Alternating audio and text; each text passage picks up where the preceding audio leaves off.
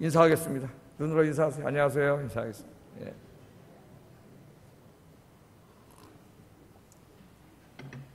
자, 오늘은 이제 로마서 강해로 48번째 시간입니다. 모든 것을 주님을 위하여 하라. 그런 주제로 말씀을 전하겠습니다. 오늘부터 이제 주님 앞에 갈 때까지 내 인생의 모든 일들을 누구를 위하여? 오직 주님을 위하여. 그런 주제로 말씀을 전합니다. 자, 이제까지 우리가 로마서를 쭉 1장부터 13장까지 공부해 왔는데 그 내용이 주로 신학적이고 교리적인 내용이었어요. 크게 둘러 나누면은 우리가 어떻게 해야 구원을 받는가 하는 이 구원의 문제와 또 구원받은 사람들은 이제 남은 인생을 어떻게 살아야 되는가 하는 삶의 문제, 이 두 가지를 공부해 왔습니다. 그렇죠? 근데 오늘 이제 14장 말씀을 보면 사도 바울이 그 당시에 로마 교회가 직면해 있던 그 교회의 실제적인 문제를 다루고 있어요. 그러니까 1장부터 13장까지는 신학적이고 교리적인 문제를 가르쳤다면은 14장에서는 로마 교회 공동체가 그 당시에 실제로 교회 안에서 일어났던 이 교회의 문제, 이 문제를 실제로 다루고 있다 그 말입니다. 오늘 이렇게 말씀을 읽어보면은 이 당시에 로마 교회 안에 어떤 다툼과 갈등이 있었음을 알 수가 있어요. 어떤 단어들이 많이 나옵니까? 업신여기지 말라, 서로 업신여기지 말라, 서로 비방하지 말라, 이런 말씀이 처음에도 있고 마지막에도 있죠. 그러니까 뭔가 그 교회 안의 성도들끼리 어떤 문제 때문에 막 업신여긴다는 말은 뭐예요? 막 무시하고 깔보고 그런 거죠. 또 비방한다는 말은 서로 비난하고 비방하고 저주하고 막 그런 거예요. 어떤 문제 때문에 그런 일이 있었다는 거예요. 교회 안에 그런 일이 있으면 돼요, 안 돼요? 절대로 안 되죠. 하나님이 교회를 왜 세워놓으셨어요? 모든 구원받은 성도들이 함께 모여서 이제까지 배웠죠. 사랑으로 하나 되라고. 사랑으로 하나 돼서 하나님을 예배하고 이 생명의 복음을 증거하는 일을 감당하게 하려고 교회를 세웠습니다. 이 주님이 기뻐하시는 이 일을 감당하기 위해서는 제일 중요한 게 성도들 간의 사랑으로 하나 되는 거예요. 근데 이게 깨지면 교회는 무너지는 거예요. 근데 지금 로마 교회에 그런 위기가 지금 보이고 있어요. 왜? 서로 업신여기고 비방하고 있기 때문에. 그럼 도대체 어떤 문제 때문에 이런 일이 벌어졌는가? 오늘 그걸 좀 생각해 보겠습니다. 그리고 오늘 우리가 살아가는 21세기 우리 교회에 적용을 해보겠어요. 물론 이 문제는 지금으로부터 한 2000년 전에 저 이태리에 있는 로마라고 하는 곳에, 지금으로 하면 이태리 사람들이죠.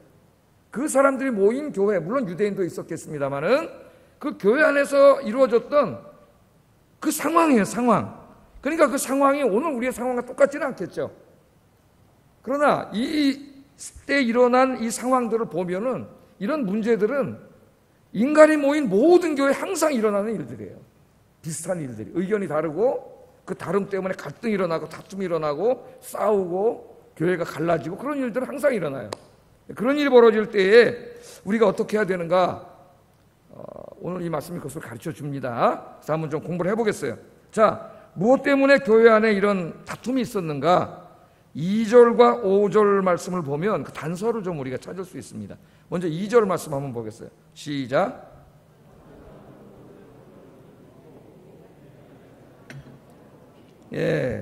어떤 사람은 모든 것을 먹을 믿음이 있고 믿음이 연약한 사람은 채소만 먹느니라. 그러니까 고기 얘기는 안 나왔지만 지금 뭔가 이렇게 고기를 먹을 수 있느냐 없느냐 아니면 채소만 먹어야 되느냐 하는 이 음식에 관한 문제로 의견이 나뉘어서 다투고 있다는 걸 알 수가 있죠.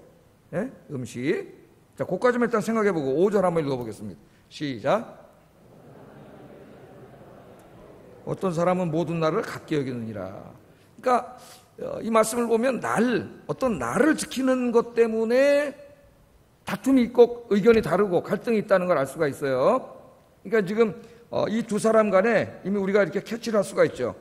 구약에 있는 율법, 그 율법의 말씀들 중에서도 특별히 음식에 관한 법, 어떤 음식을 먹어야 되고 어떤 음식을 먹으면 안 된다 하는 그런 규례가 있습니다. 율법에. 음식법에 관한 규례와 또 어떤 날들은 구별해서 거룩하게 지키라고 하는 말씀들이 있죠. 율법에. 유월절이라든가 뭐 장막절이라든가 뭐 안식일이라든가 그렇죠. 이 날들을 그리스도인들이 구약의 율법대로 다 지켜야 되는가? 이 음식법도 그리스도인들이 다 지켜야 되는가, 구약의 말씀대로? 아니면 예수 믿는 사람들에게는 자유함이 있는가? 날과 규례에 대해서 이 문제에 대한 주장이 달랐던 것 같아요. 그래서 이 문제로 다툼이 있었던 것 같습니다, 교회 안에서. 자, 그런데 누가 옳은가? 바울이 오늘 로마서에서 구체적으로 누가 옳은가는 얘기하지 않습니다. 그게 목적이 아니기 때문에. 그러나 사도 바울의 지금 이 문제를 다루고 있을 때 보면은 고기를 먹지 않고 채소만 먹어야 된다고 주장하는 사람들을 믿음이 약한 자라, 그렇게 말을 하고 있죠. 네? 그 다음에 이 음식을 먹는 법이나 음식 규례나 또는 나를 지키는 규례에 대해서 자유함이 있다, 가지고 고기 먹어도 된다, 예? 모든 날들은 다 똑같은 날이지 뭐 어떤 날만 특별한 날은 아니다, 이렇게 주장하는 사람들을 믿음이 강한 자라고 이야기하고 있어요. 그럼 벌써 우리가 그 사람들을 칭하는 바울의 언어 속에서 뭘 할 수가 있어요? 누가 옳다고 바울이 이미 전제하고 있는 거예요. 고기를 먹어도 되고 특별히 구약에 정해놓은 날들을 지키지 않아도 된다고 주장하는 사람들이 옳음을 이미 전제하고 이야기하는 거죠. 전제하고 이야기하는 겁니다. 그러나 오늘 바울의 목표는 누가 옳으냐를 이야기하는 데 있지 않아요. 이 다툼의 문제가 잘못됐고 그것을 해결하는데 주 안점이 있습니다. 자, 그런데 이런 작은 문제죠. 교회 와서 우리끼리 함께 신앙생활하는데 뭐 고기 먹어도 돼, 안 돼? 안 돼, 안 돼. 채소만 먹어야 돼. 어떤 날은 지켜야 돼, 안 돼? 지켜야 돼, 안 돼? 이런, 어떻게 보면은 이 신앙의 본질적인 문제가 아니라 아주 어떤 비본질적인 문제죠. 이 문제에 대해서 맨 처음에 좀 생각이 달랐는데 그런 얘기를 자꾸 하다 보니까 어떻게 돼요? 생각이 같은 사람들끼리 이제 분열이 나눠지게 되죠. 교회 모든 분열은 그렇게 생깁니다. 나눠지게 되고 한편이 되고, 그래서 서로 입장에 대해서 이제 네가 틀렸어, 내가 틀렸어, 네가 성경적이야, 내가 성경적이야 얘기하다가 자꾸 얘기가 격해지고, 그러다 뭐 험한 말이 나오고 이렇게 되는 거예요.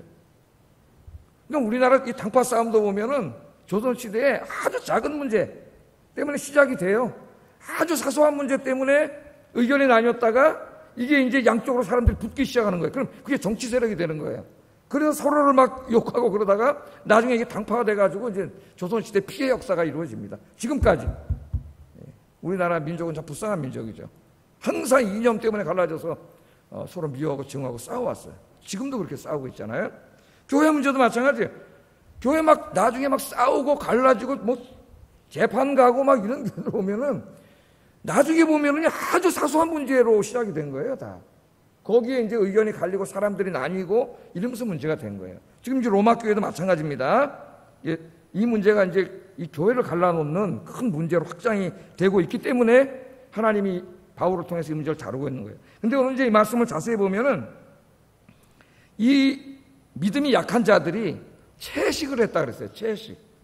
고기를 안 먹은 거죠, 전혀. 그런데 구약의 율법의 음식 규례를 보면은 하나님은 고기를 먹지 말라 이렇게 말씀하신 적이 없어요. 어떤 고기만 먹지 말라 그랬어요? 부정한 고기. 그 부정한 고기가 뭡니까? 이방 신전에 올라갔던 고기나 아니면은 되새김질하지 않는 고기, 발이 굽이 안 갈라진 거. 이제 그걸 왜 부정하다 그랬느냐는 또 깊이 공부를 해봐야 됩니다. 오늘 그걸 다루는 시간은 아니고. 그러니까 돼지고기 같은 거 먹으면 돼요, 안 돼요? 구약에는. 구약 시대는 안 먹으면 안, 되새김질 안 하고 굽이 안 갈라진 거 먹으면 안 돼요. 이제 그러나 구약이 채식주의를 가르치진 않아요. 창세기에 보면 노아 홍수 이후에 사람들에게 고기를 먹도록 허용합니다, 하나님이. 그러니까 고기를 먹는 게 죄가 아닌데 구약에서도 오늘 여기 지금 로마의 이 믿음이 약하다고 표현되는 이 사람들은 고기를 전혀 먹지 않았어요. 채식만 했어요. 여기 이제 하나 우리가 오해해서는 안 되는 것은 믿음이 약하다 강하다고 바울이 얘기할 때 그 믿음이 주 예수 그리스도를 믿고 구원받는 믿음, 그 주님을 뜨겁게 사랑하는 믿음에서 차이가 난다고 말하는 게 아닙니다. 그런 의미가 아니에요. 여기는. 여기 두 사람 다 믿음이 굉장히 뜨거운 사람들이에요. 주님을 너무나 사랑하는 사람들이에요. 그런데 차이가 있다고 얘기하는 게 아니라 그 믿음이 다 뜨거운데 주님을 사랑하는데 그 믿는 사람들이 믿는 복음의 진리, 성경의 진리에 대해서 좀 더 많이 알고 좀 더 깊이 아는 사람들을 뭐라는 거예요? 믿음이 강한 자라는 거고, 그런 지식이 조금 떨어지는 사람을 믿음이 약한 자라는 거지, 이 구원받는 믿음과 주님을 사랑하는 믿음의 차이가 있다고 하는 건 아닙니다. 여기에 이제 이따 나와요, 그 말씀이. 자, 그럼 왜 이 사람들이 아예 구약에 의하면 고기를 먹어도 되는데 금하지 않은 거 채식만 했느냐? 이 로마 교회 상황과 관련이 있어요. 당시 이제 로마뿐만 아니라 특별히 이 문제를 많이 다루고 있는 고린도 교회 등 로마 제국 안에 있는 대도시들 안에는 상당히 많은 이교 신전이 있었습니다. 다신론 사회잖아요. 다양한 신들의 신전들이 도시에 꽉 차 있었어요. 그런데 이 신전에서 날마다 뭘 하냐면 동물 제사를 지내. 동물 제사를 지내니까 제사 끝나면 그 죽은 고기들이 엄청 나오겠죠. 그럼 그걸 어떻게 처리했겠어요? 그걸 사람들이 거기서 싸게 가져가가지고 시장에 가서 이 식용으로 팔았습니다. 그러니까 이제 이 지금 로마 교회를 국한해서 본다면 로마에 이제 예수 믿고 구원받은 사람들 있잖아요. 이 당시엔 구약 성경밖에 없었고 성경 말씀을 읽고 이제 이렇게 있는데 이 사람들이 상당히 이제 어떻게 됐어요? 특별히 오늘 믿음이 약한 사람들이라고 하는 이 사람들이 상당히 난처한 일이 생겼어요. 시장에 나갔어요. 이제 시장에 나갑니다. 주부들이 여러분 시장에 나가서 고기를 사 드시는데 그 고기 요새는 이제 원산지 표시도 다 돼 있고 그러죠. 이 고기가 어디서 나온 고기인지 알 수가 없잖아요.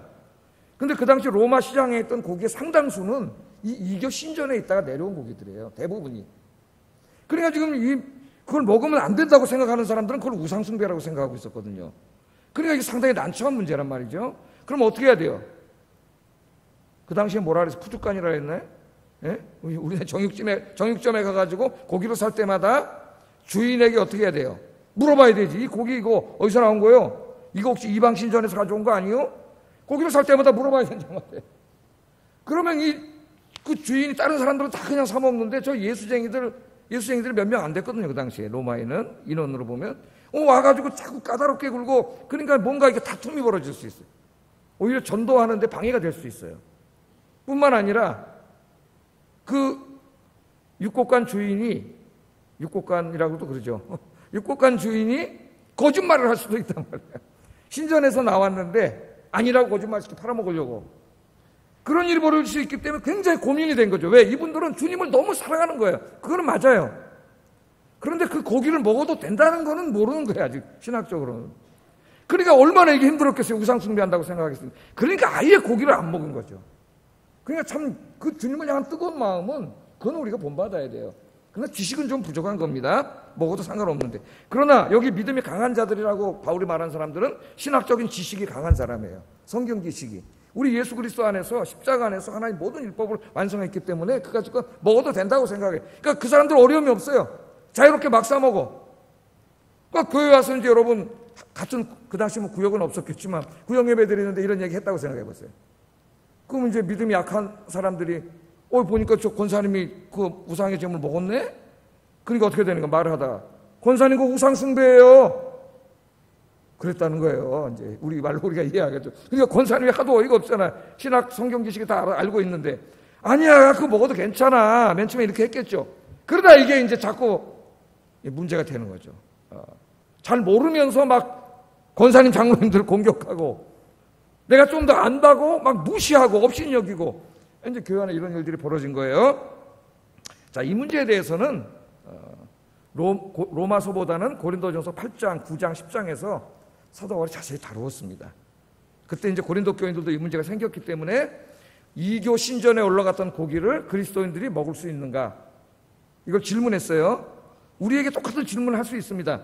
제사상에 올라갔던 음식을 그리스도인들이 먹을 수 있는가? 그렇죠. 내가 시집을 갔는데 안 믿는 집에 시집을 갔어요. 그러니까 안 믿는 집에 시집 가면 힘든 일이 벌어지죠. 그 다음부터 신앙생활 때문에. 그러면 제사를 지내는데 제사상에 올라갔던 음식 내려와서 이제 먹는데 며느리라는 게 처음에 왔는데 안 먹어 이거를 제사상에. 그러면 가족 간에 불화가 일어나죠. 이게 먹을 수 있는가 없는가? 지금도 이 문제는 여전히 우리에게 중요한 문제예요. 여기에 대해서 이미 하나님이 바울을 통해 대답을 해주셨어요.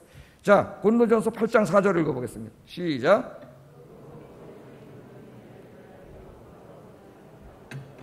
또한 하나님은 한 분밖에 없는 줄 아노라. 이게 무슨 말입니까? 우상이라고 하는 거, 저 이교 신전에 막 돌멩이 깎아가지고 신이라고 만들어 놨잖아요. 그거 누가 만든 거죠? 그 신이에요? 인간이 만들어 놓은 거예요. 인간이 만들어 놓은 거지 무슨 신이야. 신은 하나님밖에 없어요. 한 분밖에. 그걸 돌멩이로 잔뜩 만들어 놓고 거기 가서 절하고 예배드리고 기도하는 거예요. 예? 그러니까 그 우상은 아무것도 아니야. 그게 돌멩이야, 돌멩이. 그러니까 우상의 신전에 바쳐진 고기나 그냥 저 도살장에서 잡은 고기나 고기는 다 똑같은 고기라는 거예요. 그러니까 먹어도 된다는 거예요. 예? 그 아무 이상 없어요. 똑같은 고기야. 예? 그러면서 이제 8장 8절 한번 읽어보겠습니다. 시작. 우리가 먹지 않는다고 해서 더 못 사는 것도 아니고 먹는다고 해서 더 잘 사는 것도 아니라, 그러니까 음식을 먹느냐 안 먹느냐 그것이 하나님 앞에 우리를 세우지 못한다는 거예요.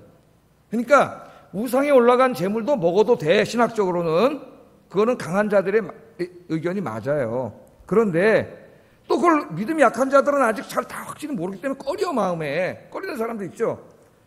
그러니까 그걸 자유롭게 먹을 수 있는 사람 먹어. 하나님 말씀이 그겁니다. 그냥 먹으면 돼. 그 죄 짓는 거 아니에요. 고기는 다 똑같은 거예요. 제사상에 올라가는 음식 먹으면 어때? 다 똑같은 음식이지. 그런데 아직까지 뭔가 그걸 먹는 게 꺼리는 사람이 있어요. 마음에, 양심에. 그런 사람 먹지 말라는 거예요.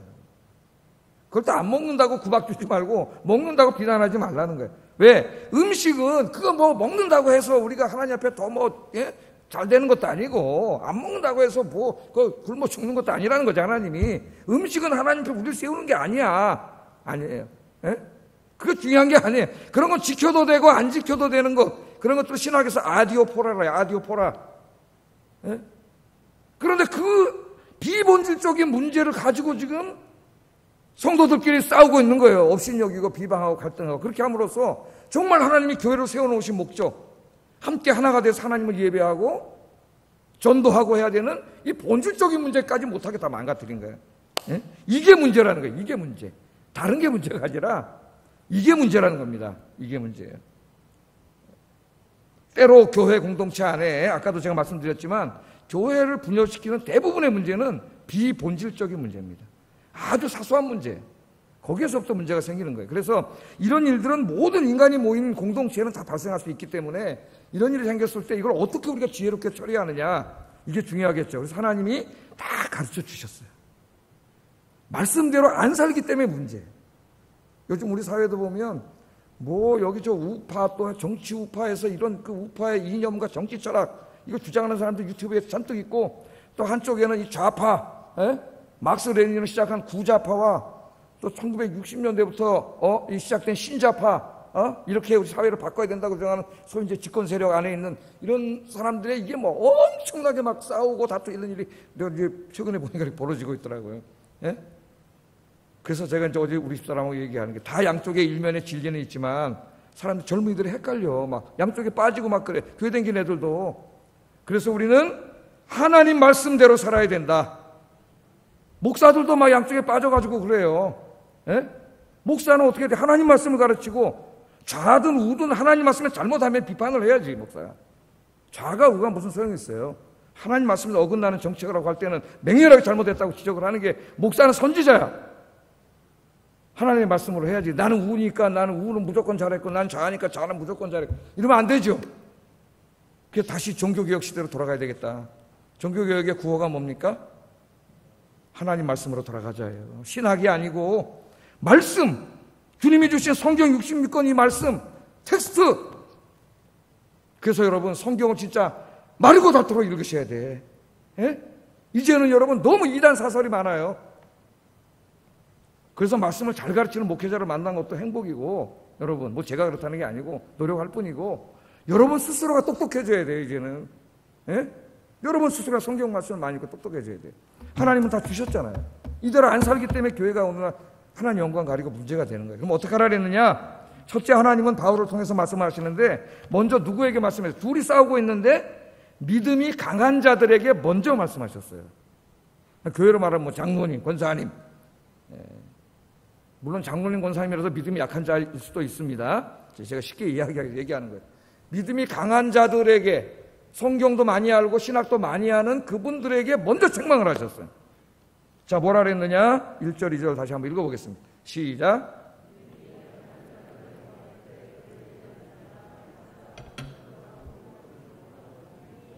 믿음이 연약한 자는 채소만 먹느니라.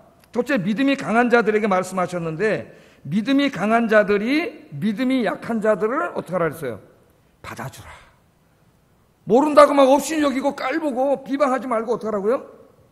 받아주고 그들의 의견, 물론 그들의 의견은 신학적으로 옳지는 않아요.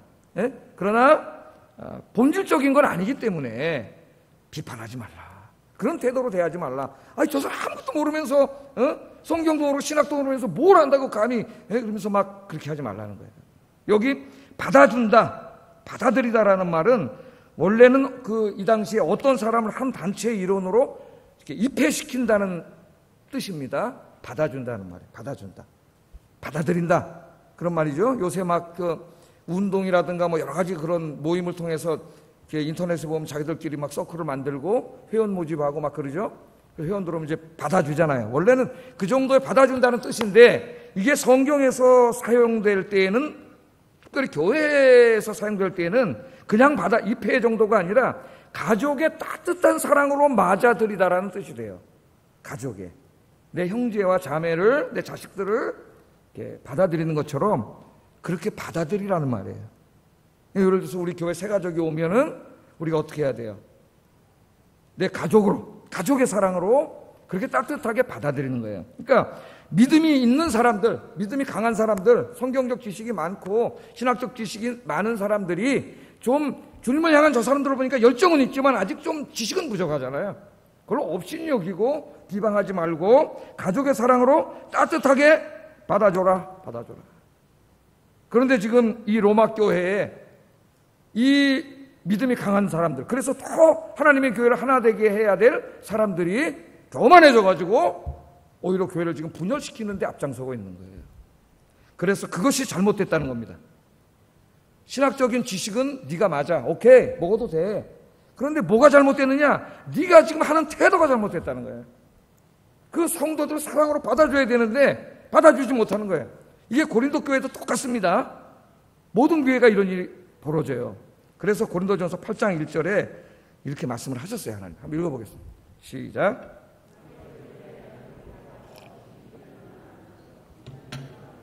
사랑은 덕을 세우느니라. 너무나 유명한 말씀이죠. 우상의 재물에 대하여 지식이 있는 자들, 공부를 많이 했고 성경을 읽어서 이제는 알아요. 돼지고기 먹어도 되고. 그래서 여러분 돼지고기 잘 잡수잖아요. 지금 그죠? 옛날에 구약에는 못 먹습니다. 돼지고기 먹으면 큰일 날 율법이 어긋나는 거예요. 그냥 여러분 돼지고기 잘 먹고, 저도 고기 중에 소고기보다 저는 삼겹살을 더 좋아해요. 예? 입이 촌스러워서 그런지 하여튼 삼겹살이 제일 맛있어요. 삼겹살을 먹는데 또 이제 혈관이 안 좋아가지고 좀 이제 자제하려고 그러는데 하여튼 이렇게 먹고 있어요. 자, 우상의 재물에 대하여는 다 지식이 있는 줄 아나. 지식 있는 자들에게 말하는 거예요. 지식은 교만하게 할 수 있다는 거예요. 교만하게. 그러나 사랑은 교회의 덕을 세워요. 내가 많이 알고 있다는 게 잘못이 아니죠. 우리 모두는 많이 알아야 됩니다. 그게 바람직한 거예요. 그래 올바로 알고 있어야 되기 때문에 성경도 많이 읽고 설교도 많이 듣고 공부도 많이 하고 책도 많이 읽어야 돼. 그러나 그 지식이 나타나는 그 태도는 겸손해야 돼요. 잘못하면 내가 많이 알고 있음이 나를 무너뜨릴 수가 있어요. 왜? 교만하게 나타나거든. 그래서 여기 지금 잘 모르는 사람들은 이게 아무것도 모르면서 깔보는 거죠. 막 비방하고 이런 것으로 나타날 수 있어요. 그 말입니다. 지식은 교만하게 하지만, 그러나 그 지식이 사랑으로 저 사람을 받아들이다 그랬잖아요. 사랑으로 표현되면 그것은 교회에 뭘 세워요? 덕을 세워요. 덕을. 그래서 저는 여러분들이 정말 여기 믿음이 강한 자들처럼 하나님의 말씀에 충만한 분들이 되길 바랍니다. 그러나 그런 지식이 공동체 안에서 표현될 때에는 겸손함으로, 그리고 사랑으로 따뜻하게 그렇게 표출되는 우리 아이언교회가 되기를 주의 이름으로 축복합니다. 하나님은 다 받아주라 그랬어요. 일단 믿음이 강한 자들, 직분자들이 다 사랑으로 감싸고 받아줘야 된다. 왜 그래야 되느냐? 3절 하반절에 보니까 하나님이 그를 받으셨음이니라. 아멘. 그분이 지금 지식과 이런 게 좀 부족해서 그렇게 주장하고 있지만, 그러나 저분도 예수 믿고 구원받은 사람이고 그 마음 많은 하나님을 뜨겁게 사랑하는 사람이야. 지식이 없어서 지금 그러고 있는 거죠. 채식만 하고 있는 거죠. 그러니까 그 사람은 어떻게 하라고요? 하나님 받아주셨잖아요. 그러므로 우리도 어떻게 해야 돼요? 받아줘야 된다. 근데 지금 당시 로마 교회는 대단한 교회였던 것 같아요. 이 성경적인 지식이 많은 사람들이 다수였고 그런 분들은 소수였던 것 같습니다. 그러니까 교회에서 어떻게 돼요? 깔보고 무시하고 업신여기니까 교회에서 이제 쫓겨나가게끔, 예? 그렇게 된 것 같아요. 분위기를 그렇게 몰고 간 것 같아요, 이분들이. 그러니까 그것이 잘못이라는 거예요. 하나님이 받아준 사람을 어떻게 네가 배타하느냐. 그러니까 여러분, 우리 교회 안에서 배타하는 것은 큰 죄입니다. 하나님이 우리 모두를 받아주셨는데, 나도 죄인인데, 나도 부족한데 내가 알면 뭐 얼마나 알아요. 뿐만 아니라 인간의 지식은 완전하지 않아. 내가 알미라고 하는 것, 내가 안다고 하는 것, 그거 어디서 온 거예요? 예? 우리 인간의 지식은 완전하지 않아요. 그래서 우리는 늘 겸손하게 사랑으로 약한 자들을 감싸야 된다. 우리 교회가 그런 교회가 되기를 주의 이름으로 축복합니다. 그 다음에 이제 두 번째로는 양자 모두에게 얘기해요. 왜? 똑같아. 싸우는 건 똑같아. 싸우는 건 똑같은데 먼저는 믿음이 있는 분들을 책망하시고 그 다음엔 똑같이 얘기하는 거예요. 서로 뭐 하고 있어요 지금? 비방하고 있어요. 비방하지 말라는 거예요. 교회는 비방하면 안 되는 거예요. 3절 4절 한번 읽어보겠습니다. 시작.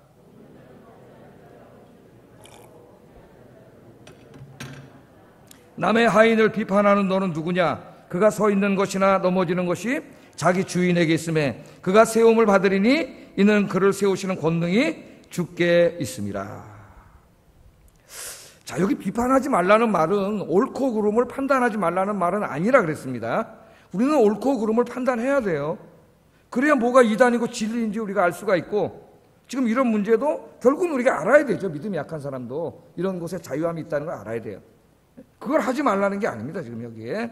여기 비방하지 말라, 업신여기지 말라, 이 말은 어떤 말이에요? 서로 비난하고 그래서 정죄하는 거예요. 정죄. 그런 걸 하면 안 된다는 거예요. 우리가 판단할 수는 있어요. 성경 공부를 하면서 뭐가 옳습니다. 아, 이게 그런가요? 나는 다르게 생각했는데. 그렇게 이제 우리가 판단을 해야죠. 진리를. 또 목사는 진리를 가르쳐야 되고. 그러나 비방하지는 말라는 거예요. 비방은 뭐예요? 인신공격이고 인격을 묻어가는 거예요. 요새 우리 사회도 어떤 주제를 가지고 토론할 때 그 주제에 대해서 토론하기보다는 그 사람을 공격하는 일을 하고 있어요. 우리 사회 사람들이. 메시지가 아니라 메신저를 공격해. 왜 그럴까요? 메신저를 공격해 놓으면 그 사람이 전하는 메시지도 흔들 수 있다고 생각을 하기 때문에 그래서 인격 모독을 하고 막 싸움이 아주 추잡하고 저질 싸움이 우리 SNS에서 벌어지는 거죠. 이 안에. 이거는 나중에 견딜 수가 나라가 계속 이제 내전이 일어납니다. 내전. 지금 거의 우리나라는 총만 안 쏠 뿐이지 내전 상태예요. 인터넷 안에서.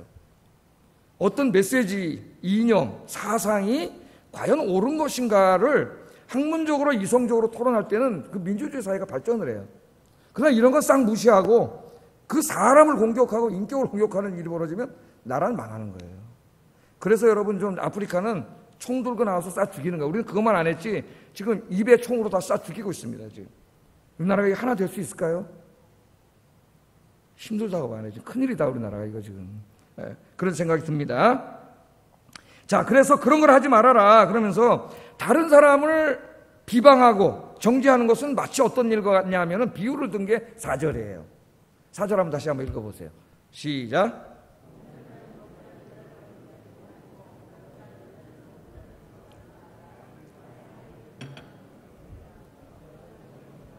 네, 이게 무슨 말씀이에요? 자, 이 시대의 문화입니다. 요새는 뭐 종이나 노예가 없으니까 우리에겐 해당되지 않지만, 자, 어떤 사람, 제가 여기 있는데, 여기 이렇게 이제 노예가 한 사람이 있어요. 근데 그 사람의 주인이 여기 서 있어요. 근데 이 사람이 행동하는 게 내가 마음에 안 들어. 그러면 이 사람에게 훈계하는 건 누구만 할 수 있는 거예요, 그 당시에? 주인만 하는 거예요. 예? 여러분, 요새 하다못해 개를 끌고 가는데, 내 개가 조금 그렇게 잘못했어. 근데 딴 사람이 와서 툭 때리면 어떻게 돼요? 잡혀가요, 경찰서에. 그 개 뭐라 그러는 건 누구만 할 수 있어요? 주인만 뭐라 그럴 수 있어요? 주인만. 예? 그 당시에 이제 이 노예인데 말이죠. 근데 내가 주제넘게, 아유, 이 사람아, 그러면 안 돼. 내가 그렇게 하는 것은 이 시대에 주제넘는 짓이에요. 그건 주인만이 할 수 있는 일이에요. 이 말씀을 비유로 들면서 우리 모든 사람은 다 하나님의 종이에요. 내가 비난하고 있는 그 사람은 하나님의 종이에요. 그 주인이 하나님이세요. 그 사람의 잘못을 하나님이 책망하실 거예요. 잘못된 일은 나중에 정지하실 거예요. 그런데 그것을 내가 하는 것은 주인이신 하나님에 대한 예의가 아니고 주제넘는 짓을 하는 거죠. 하나님에 대해서. 자기도 똑같은 죄인인데 오늘 재미있는 비유로 그렇게 하면 안 된다는 것을 사도 바울을 통해서 하나님 설명해 주십니다. 자, 믿음이 약한 성도들은 잘 알지도 못하면서 고기를 먹는 성도들을 우상과 결탁한 사람들로 몰아세우고 비판하고 있어요. 믿음이 강한 성도들은 올바른 성경적 신학적 지식은 갖고 있지만 교만한 태도로 약한 성도들의 무지를 없이 여기고 비판하고 있습니다. 우리가 옳고 그름을 판단할 수 있지만 상대가 틀렸다고 비판하고 정죄하는 일을 해서는 안 된다.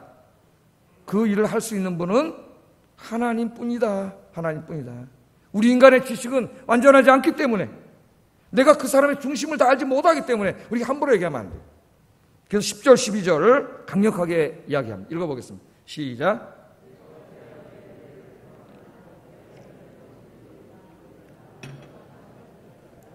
기록되었으되 주께서 이르시되 내가 살았노니 모든 무릎이 내게 꿇을 것이요 모든 혀가 하나님께 자백하리라 하였느니라. 이러므로 우리 각 사람이 자기 일을 하나님께 직고하리라 하나. 아멘.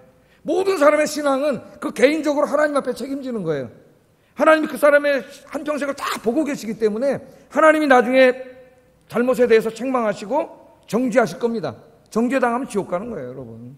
구원받지 못하는 거예요. 하나님이 하실 거예요. 하나님이. 그러니까 우리가 하면 안 된다는 거예요. 우리가. 그럼 교회는 갈라지고 싸우게 된다는 거예요. 자, 여러분, 우리 지금 다 같이 이렇게 교회에서 신앙생활하고 있는데 우리 신앙생활은 색깔이 조금씩 다 달라요. 다 똑같지 않습니다.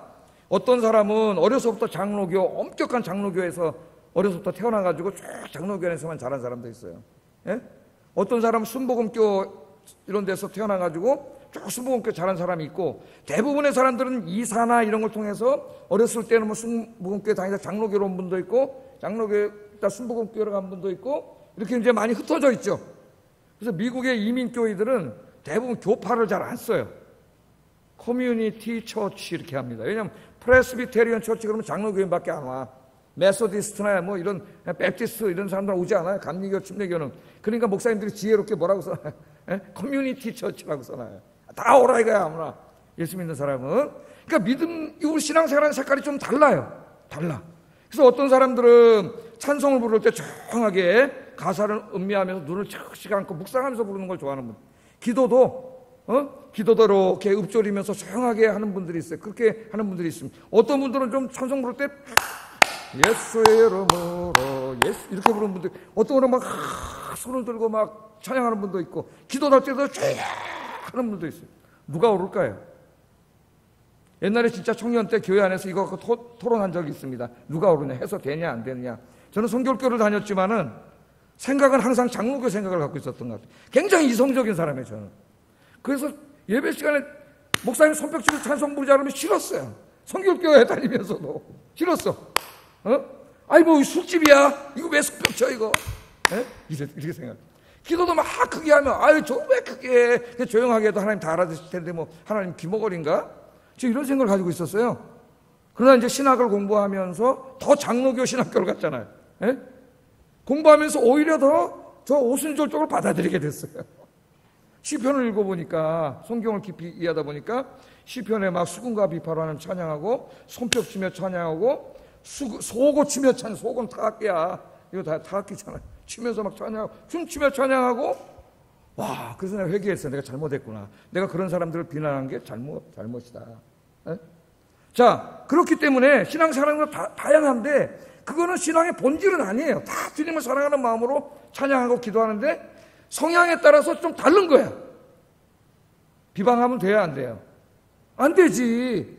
다 주님을 뜨겁게 사랑하는 마음으로 표출되는 거니까 정말 좀 이렇게 순복음교회식으로 열정적으로 찬양하는 분들에게서 조용하게 찬양하는 분들은 좀 배울 필요가 있고, 또 막 뜨겁게 찬양하고 기도하는 사람들은 그 조용하게 기도하지만 깊이 영성을 가지고 있는 분들에게 배울 필요가 있는 거예요. 우리가 서로 존중하면서 다 은혜를 받고 있잖아요.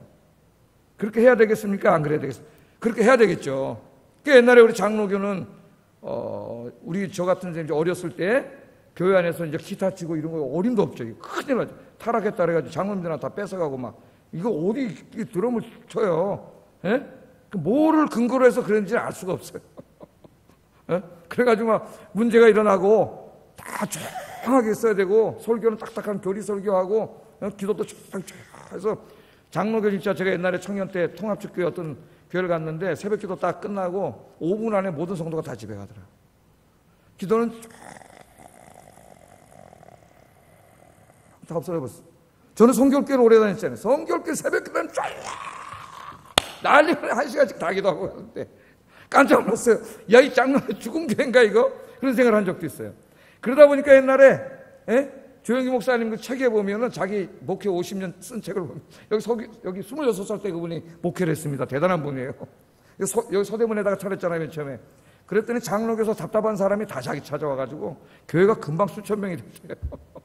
그래서 여의도까지 가가지고 교회를 세워서 장로교회 내가 다 뺏어왔다 그래? 왜냐면 그 당시 어렵고 힘들고 막 병에 걸리고 이런 사람들이 막 하고 싶은데 장로교회 가봐야 답답하고 혼만 나고 오니까 그냥 다 따라가 버린 거죠. 예? 그래서 오늘날 우리나라에는 순수한 오순절 교회도 없고 순수한 장로교회도 없습니다. 다 오순절 장로교회가 됐어요. 나는 잘된 일이라고 봅니다. 할렐루야. 예? 성경적이에요. 요새는 또 순복음교회 저쪽도 찬송도 다 요새는 또 장로교 많이 배우고 설교도 장로교식으로 많이, 이제 옛날같이 그렇게 안 하고. 그래서 서로가 배운 거예요. 이건 참 바람직한 거다, 그런 생각이 듭니다. 모두가 다 주님을 뜨겁게 사랑하는 마음으로 그렇게 하고 있는 거예요. 그래서 그 신앙을 우리가 함부로 이야기할 수 없어요. 그 신앙을 평가할 수 있는 분은 누구밖에 없어요? 하나님만이 하시는 거라 이 말이에요. 지금 이 말씀이. 함부로 얘기하고 본질적인 문제가 아닌 이런 비본질적인 문제로 비방하고 욕하지 마라. 우리 안에 이런 기회를 줄 수 있기 때문에 오늘 이 말씀을 깊이 새기고 신앙생활 하시는 여러분 되기를 주의 이름으로 축복합니다. 그러나 우리 모두가 이제 신앙생활하거나 어떤 행동을 하거나 생각을 하거나 결심을 할 때 중요한 것은 뭐냐면 내가 무엇을 위해서 이걸 하고 있는가가 중요해요. 자기 어떤 고집이나 자기 어떤 신학이나 자기 생각이나 자기 파벌이나 이런 게 아니라 주님을 위해서 하고 있어야 된다는 거예요. 조금 의견은 다를 수 있지만 주님을 위해서. 6절 한번 읽어보겠습니다. 시작.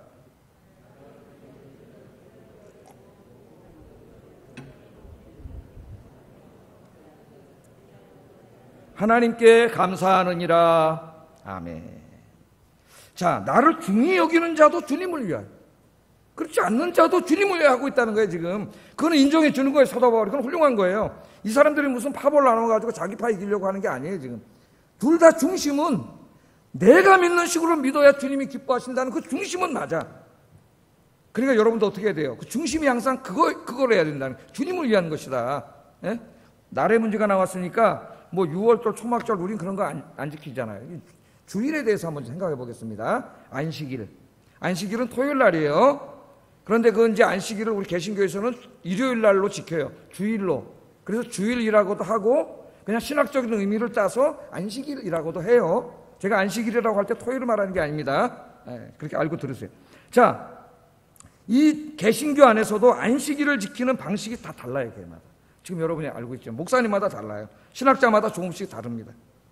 어떤 분은 이 주일 안식일을 구약의 안식일 규례의 말씀 그대로 문자 그대로 지켜야 된다고 주장하는 분들이 있어요. 그럼 어떻게 해야 돼요? 사소한 말도 하지 않고 오락을 하지 않고 오리 이상 가지 않고 불도 피우지 않고 일조 사고 팔지 않으며 오직 예배, 기도, 성경 묵상, 신방, 자비로운 일을 해야 된다. 근데 아마 우리나라에 이렇게까지 하는 분 없는 것 같아요. 고작 해봐야 이제 사고 팔고 정도만 얘기하지. 하여튼 이렇게 철저히 지켜야 된다고 주장하는 분들이 있습니다. 또 어떤 분들은 이 주일을 안식일 규례대로 지키지 않고 예수님 안에서 안식과 자유함을 누리면서 지켜야 된다고 주장하는 분들도 있어요. 그러니까 안식일에 예배를 드리고 경건하게 안식을 보내는 거는 같지만 하루 종일 우리가 예배 드리는 거 아니잖아요. 그죠? 예배 있고 오후 예배 있고 두 개잖아요. 그러니까 그 남는 그 중간에 여가 시간에 성도들과 가족들과 즐거운 여가 활동을 할 수 있다고 생각하는 사람들이 있는 거죠. 나뉘어 있습니다. 자, 누가 안식일을 성경대로 잘 지키는 사람들일까요, 여러분? 누가 옳습니까? 안식일 어떻게 지켜야 돼요? 여러분 어떻게 지키고 있어요? 아무 생각 없이 그냥 대부분 사람들이 막 살고 있습니다. 주일날. 자, 제가 한 사례를 들어서 설명을 해볼게요. 한 사례를. 종교개혁 시대에 영국의 청교도들과 우리나라에 이제 한국교회에 깊이 영향을 미치는 게 지금도 영국의 청교도 신앙, 그리고 유럽 대륙의 칼빈주의, 칼빈 신학입니다. 우리 장로교 신학이기 때문에 이게 두 개에 영향을 미치고 있어요. 그런데 이 종교개혁 시대에 영국의 청교도들하고 유럽 대륙의 칼빈주의자들 간에 안식일을 지키는 데 있어서 차이가 있었어요. 처음 들어보시죠? 차이가 있었어요. 네? 영국의 청교도들은 안식일을 어떻게 지켰느냐, 주일을 예배, 성경 묵상, 기도, 자비를 베푸는 일에만 전념했습니다. 그 외에 다른 일을 하면 안 된다고 생각했어요. 전념했어요. 그러니까 우리나라의 옛날에 보수적인 교회 그 안식일 지킴이죠. 네, 그래서 제가 오니까 여기서 탁구 쳤다 목사님한테 혼나고 장로님들한테 혼났다 그러더라고요. 네? 그럼 일절하면 안 되는 거예요. 그래서 청교도들은 일상적인 여가 활동, 예를 들면 소풍이나 성도 간의 교제를 나누거나 주일날 운동을 하는 것을 금했습니다. 그럼 그런 분위기였다면, 예를 들어서 이제 우리 전사님 한 분이 목사님 다음 주일날 유년부 예배 교회에서 드리고 2부 예배는 좀 저기 한강에 가서 애들하고 좀 하겠습니다. 그럼 옛날 같으면 허락 받았어요, 못 받았어요? 허락 못 받았어요. 그건 뭐 전사 쫓겨납니다, 교회에서. 안식일 어겼다고 쫓겨나요. 근데 지금 저는 허락해야 안 해요. 예배는 여기서 드리고 나가서 이 무슨 사 하라고 허락을 해요, 저는. 자, 그러니까 이러한 안식일을 지킴은 우리 웨스트민스터 신앙고백서에, 우리 헌법책에 보면 웨스트민스터 신앙고백서가 있죠. 거기 반영돼 있어요. 우리 한국 보수교의 전통이에요, 그게. 그렇게 지키는 게. 그러나 유럽 대륙의 칼빈주의자들은, 또 우리는 장로교에 가면 신학생들 칼빈주의를 배워요. 왜? 장로교를 만든 사람이 칼빈이기 때문에. 에? 칼빈주의자들은 안식일에 예배와 성경 묵상, 기도, 자비를 베푸는 일에는 집중했습니다. 그것까지는 동의해요. 똑같아요. 그러나 남는 시간을 활용하여 인간적인 휴식과 성도 간의 교제하고 운동하는 것을 병행했어요. 다르죠? 에? 똑같은 우리 개신교인데 다릅니다. 칼빈은 왜 그렇게 했느냐? 이 안식일을 좀 다르게 이해한 거예요. 안식일이 그냥 우리가 아무 일도 안 하면서 예배만 드리는 게 안식이 아니고, 우리가 예배를 드리고 중요한 일은 다 해야 되지만 똑같이 남는 시간에 우리 성도들끼리 가족끼리 여가를 보내고 운동도 하고 그러면서 그것이 휴식이 되고 안식이 되고 회복이 된다는 거예요. 그래서 하나님은 새 창조의 하나님이기 때문에 그 새 창조라는 신학 속에서 그렇게 해야 된다고 생각을 한 거예요. 그러니까 우리가 여러분 쉰다고 할 때 여러분 24시간 집에만 가만히 있어 보세요. 쉬어져요, 힘들어요? 힘들어요. 우울증도 찾아오고 더 힘들어. 차라리 여기 나가서 좀 한강도 걷고 그럼 더 회복이 되죠. 예? 그렇게 받아들인 거예요. 우리 교단 안에는 청교도적인 엄격함과 칼빈주의적인 휴식의 개념이 혼재해 있습니다. 그래서 목회자에 따라 강조점의 차이가 있고 교회마다 강조점의 차이가 있어요. 우리 교회는 청교도적 엄격함을 견지하면서도 칼빈주의적 안식을 누리는 것으로 제가 가르쳐 왔습니다. 이때까지. 예? 그래서 저는 주일날 예배 다 마치고 6시 넘어가면 저녁 때 우리 형제들하고 운동해요, 운동하면서 안식을 누려요. 교제도 나누고. 예? 그러나 옛날에 고신 측에 있는 성도가 갑자기 서울에 와서 우리 교회 나왔다면 아마 깜짝 놀랐을 거예요, 저를 보고. 이 교회 목사는 타락했다 그랬을 거예요. 자, 한번 제가 일화를 한번 말씀을 드릴게요. 영국의 그 청교도의 지도자인 존 낙스라고 하는 종교개혁가가 있습니다. 존 낙스가 있는데 이분과 칼빈 간에 일화가 있어요. 이분은 이제 영국의 스코틀랜드에 있던 분인데 그 당시 스코틀랜드의 왕이 바뀌었는데 메리라고 하는 여왕이 등극을 하게 됐는데 이 철저한 가톨릭 신자예요. 그래가지고 어마어마하게 개신교를 박해를 했습니다. 견디다 못해가지고 존 낙스가 피신을 갔어요. 어디로 갔냐면 이제 스위스 제네바에서, 거기는 좀 개신교가 좀 발전하고 있었거든요. 칼빈이 목회하는 곳으로 피신을 가가지고 칼빈 집에 가서 살았어요. 칼빈이 받아줬어요. 그래서 거기서 살았습니다. 그런데 이제 첫 번째 안식일을 맞이했습니다. 주일을 맞이했는데 이 존 낙스는 칼빈이 누구예요? 그 당시 최고의 신학자예요. 최고의 목회자예요. 최고 존경하는 사람이에요. 그래서 이 존 낙스는 생각하기를 칼빈이 안식일날 자기처럼 안식일을 지낼 줄 알았어요. 예배 인도하고 기도하고 성경 묵상하고 경건하게 또 어려운 사람들 신방 가고 이렇게만 할 줄 알았어요. 그런데 오늘 안식일이 됐는데 칼빈이 말이죠. 그런 일은 다 해요. 칼빈도 예배 드리고 신방도 다 하는데 그 남는 시간에 예배 마치고 자기 가족들과 함께 잔디에서 잔디볼링 공놀이를 하고 노는 거야. 그래가지고 존 낙스가 이 칼빈을 보고 충격을 받았다 그래서 충격을. 왜? 아니 이 위대한 신학자가 자기가 생각해 최고의 종교개혁자가 안식일을 범하고 있다고 생각을 한 거예요. 그 충격을 받았어요.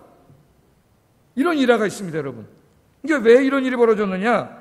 이 모든 근원은 성경에 대한 해석에서 시작이 되는데 한번 요거까지 한번 짚어봅시다. 우리가 이사야 58장 13절 14절 한번 읽어보겠습니다. 시작.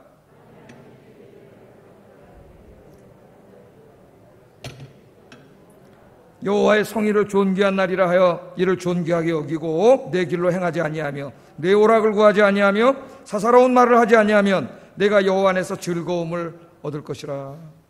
안식일 날은 여호와 안에서 즐거움을 얻는 날이라. 그런데 여기 이제 보면은 내 성의날 뭘 하지 말라 그랬어요? 오락을 행하지 말라 그랬어요. 두 번이나 오락. 이제 이 오락이라는 말, 이 말의 번역이 문제가 되는데 이 말은 히브리 말로 헤페츠라고 하는 말입니다. 헤페츠라는 말. 근데 이 말의 뜻은 그냥 즐거움, 기쁨 그런 뜻이에요. 그러니까 이 말씀을 그냥 문자적으로 직역하면은 안식일에 내 성일에 즐거움을 구하지 아니하고 즐거움을 추구하는 일을 하지 아니하고 이런 말이 돼요. 즐거움. 근데 우리말 성경에도 이미 청교도들이 번역을 했기 때문에 청교도의 영향을 받아가지고 오락이라고 번역을 해버렸습니다. 그냥. 예? 오락. 그러니까 청교도들은 이걸 굉장히 엄격하게 번역을 한 거예요. 그래서 이 오락이라고 번역을 함으로 인간의 모든 여가 활동을 금하는 말씀으로 받아들인 이 말씀을. 그러니까 아무것도 하면 안 되는 거죠. 예? 그런데 칼빈주의자들은 어떻게 해석을 했냐면 이 즐거움이잖아요. 즐거움. 근데 이사야 문맥을 읽어보면 이 즐거움이 뭐냐면 인간이 추구하는 즐거움이 안식일 날 예배 안 드리고 장사를 해가지고 돈을 벌어 드리는 즐거움이에요. 이게 사실은 문맥에 보면은. 그래서 이 칼빈주의자들은 이것을 일이라고 번역했어요. 일, 오락이라고 번역하자. 내 성일에 이익을 추구하는 일을 하지 아니하며 이렇게 번역하는 데가 있고 또 어떤 사람들은 그것을 쾌락이라고 번역을 했어요. 그냥 쾌락. 그냥 단순한 여가 활동이 아니라 세상적인 쾌락을 행하지 아니하며 이렇게 번역을 했기 때문에 여가 활동을 금하는 말씀이라고 받아들이지 않은 거예요. 자, 제가 생각해 봤습니다. 사도 바울 선생님이 이 당시에 살아나가지고 누가 옳았냐고 그 사람 둘이 물어본다면 뭐라고 대답했을까? 제 생각에는 칼빈이 옳았다고 대답했을 거예요. 칼빈, 성경을 연구한 사람으로서 칼빈이 옳았다고 대답했을 겁니다. 그러나 오늘 여기 바울이 대답하는 태도는 누가 옳았냐가 아닙니다. 지금 사도 바울은 이제 마지막에 둘 다를 칭찬하고 있어요. 둘 다를. 칼빈이든 존 낙스든 고기를 먹는 사람이든 안 먹는 사람이든 둘 다를 칭찬하고 있어요. 왜? 칼빈이 보니까 이 두 사람들 다가 자기 자신을 위해서 이걸 하고 있는 게 아니라 주님을 너무나 사랑해서 하고 있다는 걸 아는 거예요.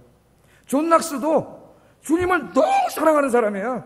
그래서 안식일은 이렇게 지켜야 된다고 생각한 거지 자기 무슨 신학이나 교파를 위해서 한 게 아니에요. 칼빈도 주님을 너무 사랑하는 사람이에요.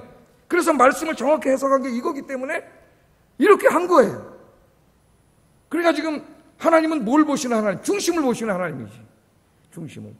사도 바울의 말이 이겁니다. 고기를 먹는 사람이나 채소를 먹는 사람이나 물론 신학적으로는 고기를 먹는 사람이 옳지만 그게 중요한 게 아니에요. 이건 왜냐하면 이건 신앙의 본질의 문제가 아니잖아요.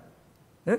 중요한 거는 보니까 둘 다 지금 고기를 안 먹고 채식만 먹는 사람도 주님을 너무 사랑해서 고기를 먹으면 우상 숭배한다고 생각했기 때문에 그래서 안 먹은 거야. 이 먹는 사람도 마찬가지고. 그러니까 두 사람이 다 뭘 하고 있는 거예요? 주님을 위해서 그걸 하고 있는 거예요. 그래서 감사하고 있는 거예요. 여러분이 무슨 일을 하든지 간에 자기에게 점검해야 될 게 있습니다. 내가 정말 주님을 사랑해서 이걸 하고 있는가? 이런 말을 하고 있는가? 이것을 날마다 점검하시는 여러분 되기를 주의 이름으로 축복합니다. 그래서 오늘 이 부분의 결론을 내리면서 저는 어거스틴이 한 말, 아주 명언을 여러분에게 가르쳐드리고 싶어요. 이 말은 여러 사람이 했지만 사실은 다 어거스틴이 한 말을 따라 했을 뿐입니다. 한번 뭐라고 얘기했는지 한번 읽어보겠습니다. 시작. 이 모든 것에 사랑을. 아멘. 본질적인 문제라면 일치가 이루어져야 돼요. 예를 들면은 사도신경, 그건 본질적인 문제입니다. 삼위일체 하나님을 믿어요. 근데 어떤 사람이 나는 삼위일체 하나님을 안 믿는다래. 우리 교회 안에서 이게 논쟁이 됐어요. 삼위일체 하나님을 안 믿는다는 것은 예수님이 하나님의 아들이면 안 믿는 거예요. 거기는 그 사람은 우리 교회 공동체에 포함될 수 없습니다. 그건 예수 믿는 사람이 아니에요. 그런 주장으로 교회가 나눠지고 있다면 쫓아내야 돼요. 왜? 그거는 근본적인 문제요, 본질적인 문제예요. 주일날 예배를 안 드려도 돼. 그거는 논쟁할 여지가 없어요. 주일은 예배를 드려야 되기 때문에. 그렇게 주장해서 교회 사람들을 얘기한다면 쫓아내야 됩니다. 우리 디모데후서에서 공부하죠. 그런 사람들은 쫓아내라 그랬어요, 교회에서. 본질적인 문제는 일치, 우리의 신앙의 근본적인 진리는 일치가 이루어져야 되지만 그게 아니라 지금 여기 고기를 먹어도 되느냐 안 되느냐 뭐 이런 문제라든가 주의를 지금 지키긴 지키되 어떻게 해야 돼, 여가를 해야 되느냐 안 해야 되느냐 이런 문제들은 다 비본질적인 문제입니다. 박수를 쳐야 되느냐, 찬송 부를 때 조용히 불러야 되느냐, 소리를 크게 해서 기도해야 되느냐, 그냥 속으로 읊조리면서 기도해야 되느냐, 이거는 성향의 문제고 비본질적인 문제. 그래서 이 지엽적인 문제에는 자유를 관용이라고 대신해도 되겠습니다. 관용. 비방하지 말라는 말이에요. 그 말은. 예? 다 하나님을 사랑하는 마음으로 하고 있을 때 그거는 그 사람의 성향에 따라 자유를. 그러나 이 모든 것에 뭐를 하라고요? 사랑을. 얼마나 위대한 말입니까? 이 말이. 이 말을 지키지 않았기 때문에, 이 말씀을 지키지 않았기 때문에 오늘날 이렇게 많은 교단이 생기고 목사들도 모여서 싸우고 교회가 갈라지고 이렇게 된 거예요. 본질적인 문제에는 일치를. 이 진리는 우리가 목숨 걸고 싸워야 되는 문제입니다. 그게 정부라 할지라도. 그러나 비본질적인 문제에는 자유를, 관용을 인정해 주세요. 다 주님을 사랑하는 마음으로 하고 있다면 이 모든 일을 우리가 할 때에 교만이 아니라 사랑의 마음으로 하라. 이게 하나님의 말씀입니다. 우리 아영교회 모든 성도들이 이와 같이 성숙한 그리스도인들이 되기를 주의 이름으로 축복합니다. 마지막으로 이 말씀을 하면서 그렇다면 우리 모든 기독교인들은 이제 뭘 위해서 살아야 되느냐? 구체적인 말씀을 합니다. 이게 잠깐 읽고 기도하겠습니다. 7절 9절 읽어보겠습니다. 시작. 우리가 살아도 주를 위하여 살고 죽어도 주를 위하여 죽나니 그러므로 사나 죽으나 우리가 주의 것이로다. 이를 위하여 그리스도께서 죽었다가 다시 살아나셨으니 곧 죽은 자와 산 자의 주가 되려 하심이라. 아멘. 우리는 이제 남은 인생을 자기를 위해서 살아서는 안 됩니다. 신학자도 목사도 자기 교단, 자기 교파, 자기 신학, 자기 패거리, 자기 정치 이념 이런 거에 살면 안 돼요. 이제 우리 모든 그리스도인들의 결론은 뭐예요? 다 주님을 위해서 살아야 돼요. 여러분이 하는 행동이나 사유나 어떤 모든 것이 다 주님을 위한 것이 돼야 된다. 왜? 우리가 살든지 죽든지 뭘 하든지 다 주님을 위해서. 왜냐하면 우리는 다 주님의 것이에요. 주님께서 십자가에서 저와 여러분을 위해 죽으시고 부활하심으로 우리의 죄를 사하시고 우리를 하나님의 자녀와 백성으로 삼아 주셨어요. 그러므로 우리는 다 주님의 소유예요. 그러므로 우리의 남은 인생은 주님을 위해서 살아야 됩니다. 모든 것을 하든지 어떤 것을 하든지 주님을 위해서 살아야 돼요. 주님이 가장 기뻐하시는 일이 뭐예요? 다시 원론으로 이 교회 안에서 하나님을 예배하고 모이면 예배하고 흩어지면 전도하는 거예요. 온 교우가 하나 돼서 사소한 차이를 서로 존중해주고 사랑으로 대하면서 이 본질적인 문제에 집중하여 하나님을 기쁘시게 하는 교회를 만드는 일에 힘쓰기를 주의 이름으로 축복합니다. 기도하겠습니다.